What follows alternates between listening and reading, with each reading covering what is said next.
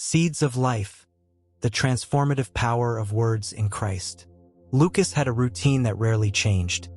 Go to school, spend time with his friends, return home, and spend hours in his room, either writing sarcastic comments on social media or playing video games.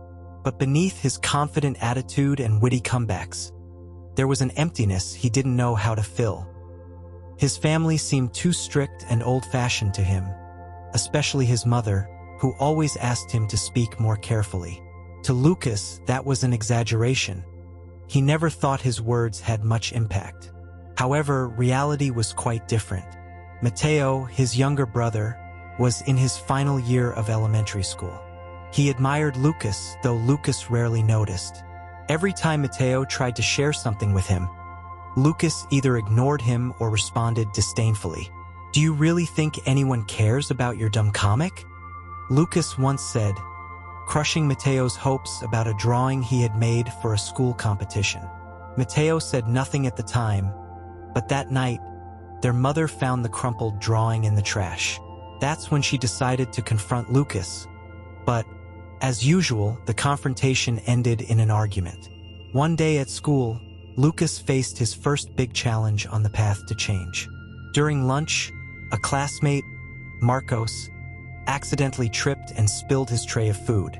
Some kids started laughing, and Lucas, impulsively wanting to impress the others, made a cruel comment. "Well, at least now he has a reason to buy new clothes."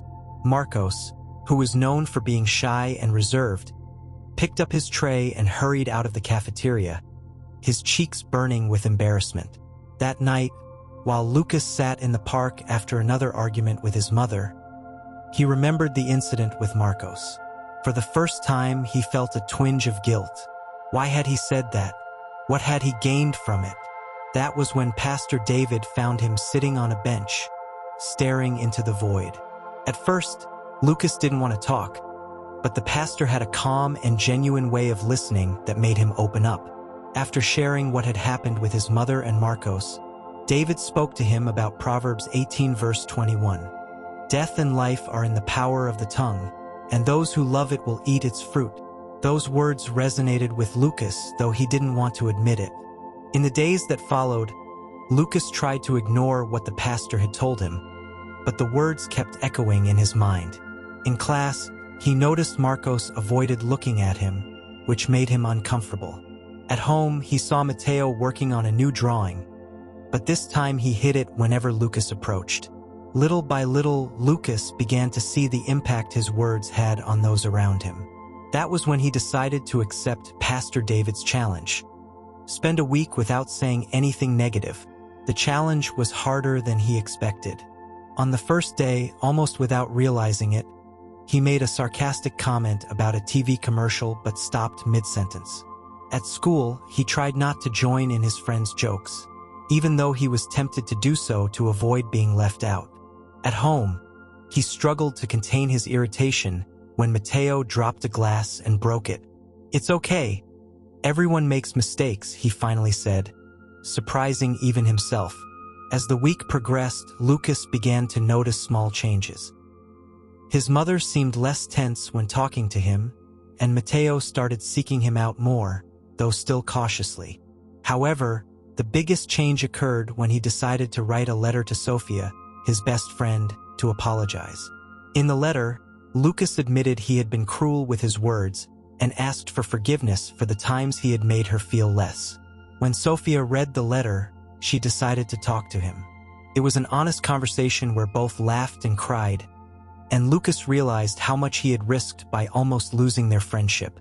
Pastor David continued guiding Lucas, teaching him about Jesus' example in the scriptures. He showed Lucas how Jesus used his words to heal, comfort, and give hope, even in the most difficult situations.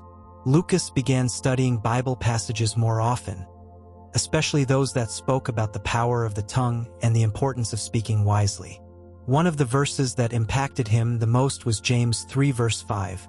"So also the tongue is a small member, yet it boasts of great things. How great a forest is set ablaze by such a small fire." Lucas began putting into practice what he was learning. At school, he apologized to Marcos for the comment he had made. At first, Marcos didn't know how to react, but he eventually accepted the apology. At home, Lucas started praising Mateo's drawings and showing genuine interest in what he was doing. When Mateo won a local art contest, Lucas was there to congratulate him, and the smile on his brother's face was enough to convince him he was on the right path. Lucas's transformation didn't go unnoticed. His friends realized he no longer made sarcastic comments, and though they initially teased him about his new attitude, they eventually began to respect him more. Inspired by what he was learning, Lucas organized a small event at his school to talk about the importance of words. He shared his story, admitting his mistakes and showing how he had changed. His testimony moved many of his classmates, and several approached him afterward to thank him for his honesty. At church, Lucas began leading a small youth group, teaching them what he had learned about the power of words.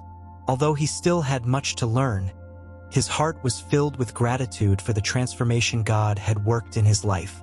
His relationship with his family improved significantly, and Mateo, who once feared him, now looked up to him as a role model.